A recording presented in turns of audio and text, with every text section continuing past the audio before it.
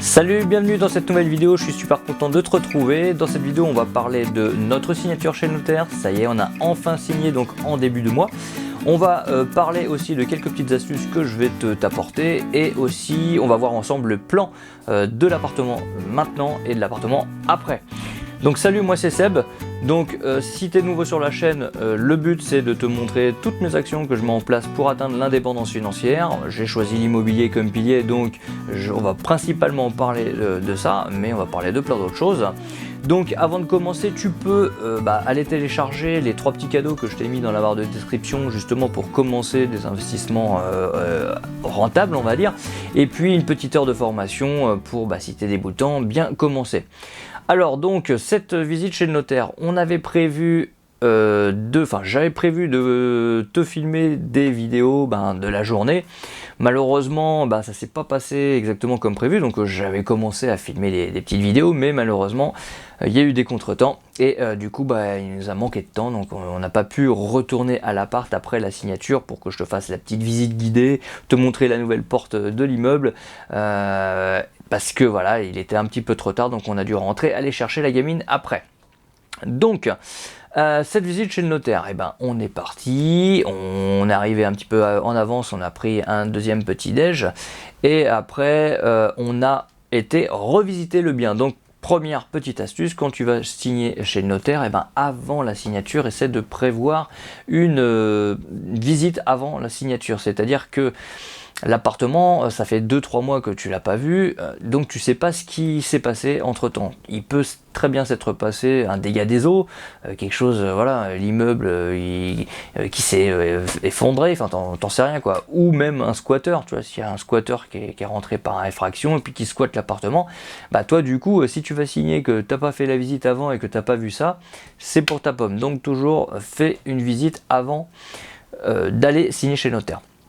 Donc voilà, donc nous, on a été, après cette visite, on a été manger sur l'île tranquillement, on a ensuite été signé chez le notaire, et à ce moment-là, il y a l'architecte de investissement locatif qui me contacte, ou en fait qui a contacté l'agent immobilier pour aller prendre les cotes et les mesures là-bas, et puis on lui a annoncé que la signature était aujourd'hui.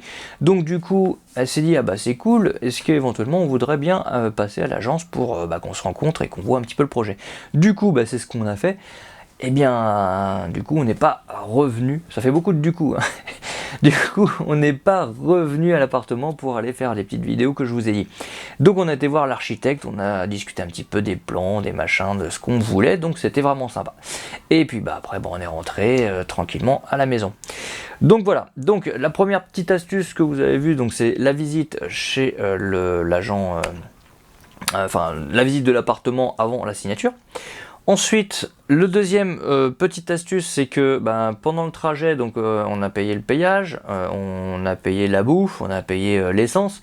Donc ça, vu qu'on a signé ce même jour-là, je conserve les tickets, les factures pour pouvoir les déduire de mes frais, vu qu'on va être en meublé en LMNP.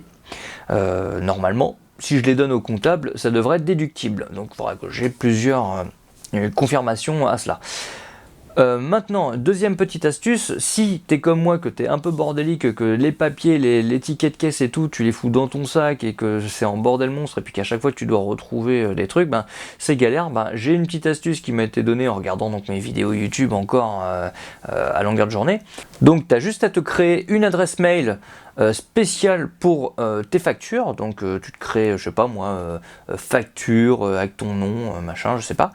Et cette boîte mail, à chaque fois donc que tu vas avoir une nouvelle facture, ce que tu fais, c'est que tu prends avec ton smartphone une photo de ton ticket de caisse de ta facture, hop, tu l'envoies direct sur cette boîte mail, et comme ça tu as tes factures à date précise en photo directement. Et limite, tu peux même pousser le truc, tu peux carrément donner ton adresse mail avec les mots de passe à ton comptable, pourquoi pas.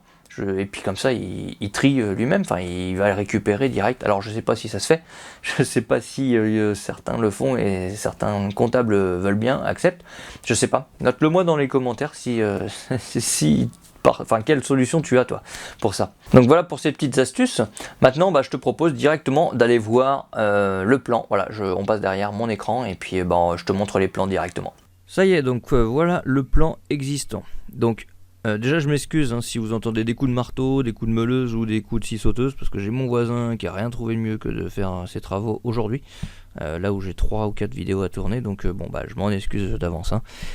Donc alors ça c'est le plan donc de l'appartement nu tel qu'il est aujourd'hui. Donc on rentre, voilà, on a les toilettes à droite, tout de suite à droite quand on rentre. Je vous mets les photos directement pour vous montrer un petit peu l'état actuel. Ensuite, derrière les toilettes, on a une mini salle de bain, donc un petit couloir, vous voyez, avec un lavabo et une douche qui est ici et une fenêtre. Ensuite, derrière ce gros mur porteur, on a la cuisine avec une cloison là qu'on va pouvoir bouger, la chaudière, donc on va tout virer, les chauffe-eau, enfin les chauffages avec la chaudière, tout ça, ça va dégager, on va tout passer à l'électrique. Donc voilà. On a la cuisine qui est assez grande, donc on va pouvoir en faire quelque chose, parce que là on a une cloison qui est entre le séjour et la cuisine, vous voyez, donc là je vous mets les photos. On a donc cette cloison qui va pouvoir sauter et puis se rapprocher pour agrandir un peu le salon et puis nous faire un petit espace, une deuxième salle de bain ici et passer la cuisine de l'autre côté. Là on a donc un espace, je vous mets la photo, qui était séjour, salle à manger, mais qui fait pas tout à fait 9 mètres carrés, donc on va devoir déplacer la cloison ici pour agrandir un peu. Vous allez voir sur l'autre photo. Et ici on a une double chambre avec 2 portes, qui en fait étaient 2 chambres avant et qu'ils ont réunies en une seule. Donc au final on va séparer avec une cloison pour refaire 4 chambres en tout. Donc une chambre là, une chambre là, une chambre là, une chambre là. Et là le placard en fait qu'on va pouvoir rebouger aussi de l'autre côté.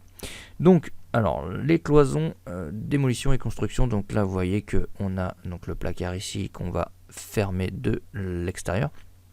On a la cloison où il manque un peu les quelques centimètres carrés, on va pouvoir déplacer ici parce que du coup là celle-ci il manquait un petit peu aussi, parce que je sais plus s'ils veulent faire un faux plafond ou un truc comme ça.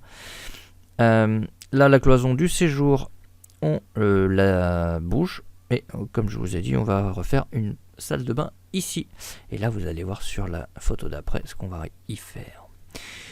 Donc voilà le plan avec les meubles, c'est sympa parce que là du coup on fait la petite salle de bain dans l'espace ici avec une douche, le lave-linge et le vasque, et à droite on va pouvoir y inclure un deuxième WC parce que là il y avait une colonne d'évacuation, donc c'est génial.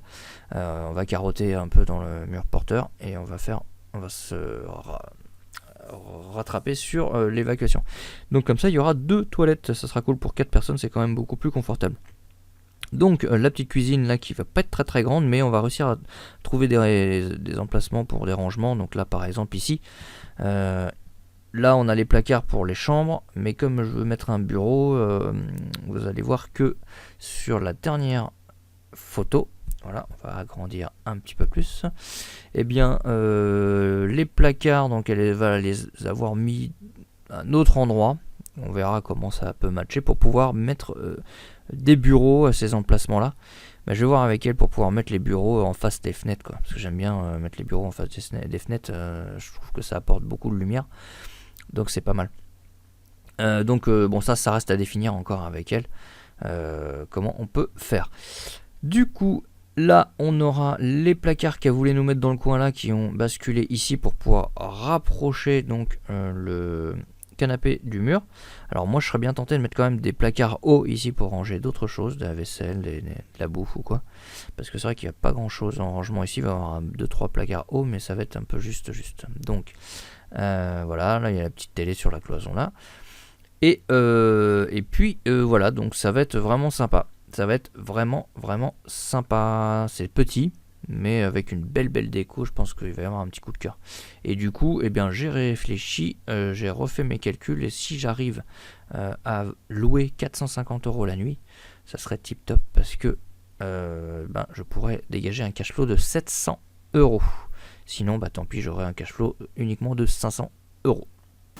Voilà, vidéo terminée, j'espère que ça t'a plu. N'hésite pas à t'abonner à la chaîne si tu veux continuer de voir ma progression. Et puis mets un like si la vidéo t'a plu. N'hésite pas à la partager si voilà, tu as des gens qui veulent investir aussi dans l'immobilier. Voilà, moi je n'ai plus qu'à te souhaiter la semaine prochaine ou à bientôt, enfin pour une prochaine vidéo quoi. Allez, ciao.